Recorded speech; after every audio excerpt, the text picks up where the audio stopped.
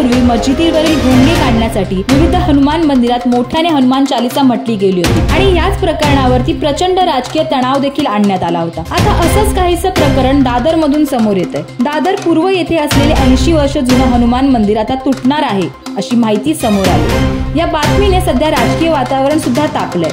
मिळालेल्या माहितीनुसार असं सांगण्यात येतंय की मंदिर ज्या ठिकाणी आहे ती जागा रेल्वेच्या जागेत येते, त्यामुळे रेल्वेने दादरचं 80 वर्ष जुनं हनुमानाचं मंदिर पाडण्यासाठी नोटीस बजावली आहे। या नोटीसमध्ये असं लिहिलंय, दादर पूर्वेकडील प्लॅटफॉर्म क्रमांक 12च्या बाहेर अनधिकृत मंदिर आहे। 7 दिवसांच्या आत मंदिराच्या विश्वस्तांनी मंदिर स्वतः पाडावं, अन्यथा रेल्वेकडून ते मंदिर पाडण्यात येईल आणि खर्चही वसूल केला जाईल, असं या नोटीसमध्ये म्हटल्याची माहिती आहे। यावर भाजप नेते किरीट सोमय्या यांनी दावा केलाय की रेल्वे अधिकाऱ्यांनी चुकीची नोटीस पाठवली असून मंदिर तोडणार नसल्याचा त्यांनी म्हटलं आहे। किरीट सोमय्यांच्या या दाव्यानंतर संजय राऊत यांनी या विषयाला घेऊन भाजपवर निशाणा साधलाय।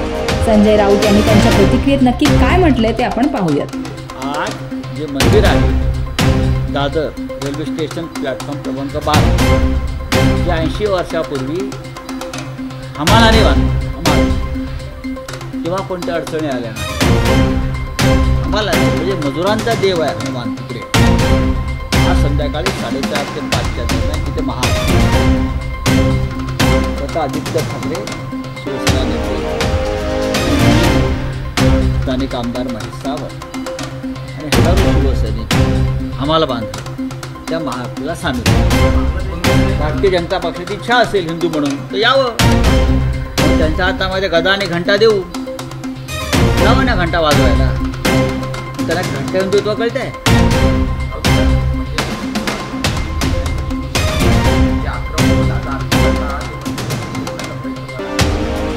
सोडून दाखवावं ना। आम्हाला पाहायचं आहे की भारतीय जनता पक्ष खरंच हिंदुत्ववादी आहे का? पाहू द्या ना। 80 वर्षाचं जुनं मंदिर आहे या दादरसारख्या ठिकाणी, जे या मुंबईतल्या हमालांनी बांधलं, मजुरांनी बांधलं, श्रमिकांनी बांधलं। ज्या मंदिरावर तुम्ही फिरवता त्यावेळी कोणाशी चर्चा करताय करत नाही। त्या मंदिरामध्ये रोज असंख्य लोक आपल्या श्रद्धेने जातात, त्यात कदाचित भाजपला मतदान देणारे लोक सुद्धा अंधभक्तही असतात, पण जातात। त्या मंदिरावर तुम्ही बुलडोजर फिरवणार आहात, लक्षात घ्या। फिरवताय तुम्ही विकासासाठी मुंबईतली झाडं तोडताय, आरेमध्ये इमारती तोडताय, बऱ्याच गोष्टी उद्ध्वस्त करताय, मंदिरं तोडताय। जसं की तुम्ही ऐकलं की संजय राऊत यांनी भाजप आणि बाकी नेत्यांना धारेवर धरलं आहे। हे सर्व प्रकरण इतकं तापलं की आता या आदेशावर स्थगिती आल्याची माहिती देखील समोर येते। तसेच या निर्णयाविरुद्ध स्वतः आदित्य ठाकरे, महेश सावंत, संजय राऊत आणि भाजप नेते किरीट सोमय्या हे त्या हनुमान मंदिराला भेट देणार असल्याची माहिती आहे। याच मुद्द्याला धरून भाजप नेते किरीट सोमय्या यांनी एक्सवर पोस्ट टाकली आहे। त्यात ते लिहितात की हनुमान चालीसा वाचणाऱ्या भक्तांना जेलमध्ये टाकणाऱ्या उद्धव ठाकरेंना आता हनुमानाच्या शरणी जावं लागत आहे। त्यांनी मौलाना सज्जाद नोमानी, उल्लेमा बोर्ड, मराठी मुस्लिम सेवा संघ, वोट जिहादचे शरण स्वीकारले आहे, त्यांनी तिथेच राहावे। या प्रतिक्रियेनंतर किरीट सोमय्या यांनी पत्रकार परिषद घेतली। आपल्या वडिलांचा अवमान करणारे, बेईमानी करणारे उद्धव ठाकरे आता जमिनीवर यायचा प्रयत्न करतायत। हे माझ्याकडे सगळे पुरावे आहेत। लोकसभा आणि विधानसभा निवडणुकीत बांग कोण पुकारत?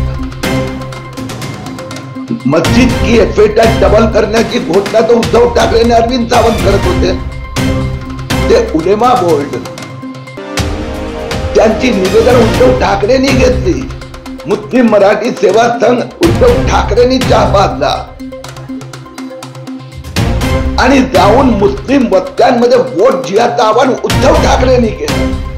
विधानसभेत वोट जिहादच्या विरुद्ध धर्मयुद्धचा विजय झाला ना, म्हणून यांची घाबरले आहेत ते। आणि म्हणून आता महापालिकेत हिंदुत्वाचा भगवा झेंडा त्यांना या आठवण येते। अरे डिपॉझिट आता मुंबई महाराष्ट्राचा जागा झालेला हिंदू यांची डिपॉझिट पण खरं म्हणजे कालच हा विषय संपलाय।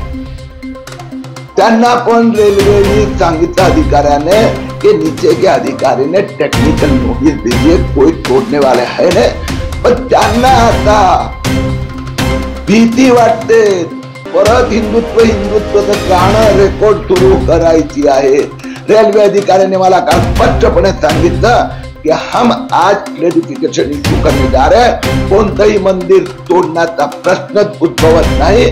मी आज 4 वाजता मारुतीचे दर्शन घ्यायला जाणार आहे, यांच्यासारखं स्टंटबाजी करायला नाही। जसं की तुम्ही ऐकलं, किरीट सोमय्या यांनी म्हटलं की महानगरपालिका निवडणुका आल्यात म्हणून आता उद्धव ठाकरे हिंदुत्वाचे झेंडे घेऊन फिरतात। त्याचबरोबर मंदिर तोडणार नसून रेल्वेकडून चुकून नोटीस आली आहे असं त्यांनी वक्तव्य केलं। पण विरोधी नेत्यांकडून चुकून नोटीस जाऊच कशी शकते असे प्रश्न सध्या उपस्थित केले जातात। या नोटीसीबाबत विरोधी पक्षांकडून शंका देखील व्यक्त केली जाते।